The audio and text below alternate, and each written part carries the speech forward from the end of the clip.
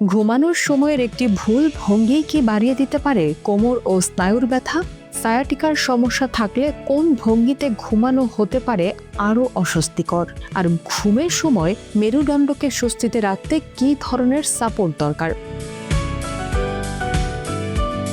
দিনভর কাজ বা পড়াশোনার পর বিছানায় শরীর মেরে দেওয়ার চাইতে হয়তো স্বস্তির কিছু নেই, কিন্তু ঘুমের সময় শরীরের ভঙ্গি যদি ঠিক না থাকে তাহলে বাড়তে পারে কোমর, ঘাড় কিংবা স্নায়ুর অস্বস্তি।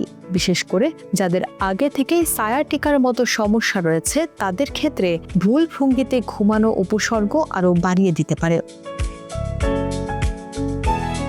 বিশেষজ্ঞদের ভাষ্য মতে শুধু একটি নির্দিষ্ট ঘুমের ভঙ্গি সরাসরি স্নায়ুর ক্ষতি করে এমনটা নয়, তবে দীর্ঘ সময় ভুল ভঙ্গিতে থাকলে নির্দিষ্ট স্নায়ুর উপর চাপ তৈরি হতে পারে এবং আগে থেকে থাকা সমস্যা আরও প্রকট আকার ধারণ করতে পারে।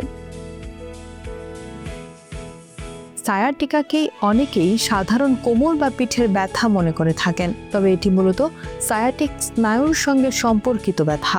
সাধারণত কোমরের নিচের অংশ বা নিতম্ব থেকে শুরু হয়ে উরু ও পায়ের পেছনের দিকে ব্যথা ছড়িয়ে যেতে পারে। এর সাথে অবশ ভাব, ঝিমঝিম ও দুর্বলতাও দেখা দিতে পারে।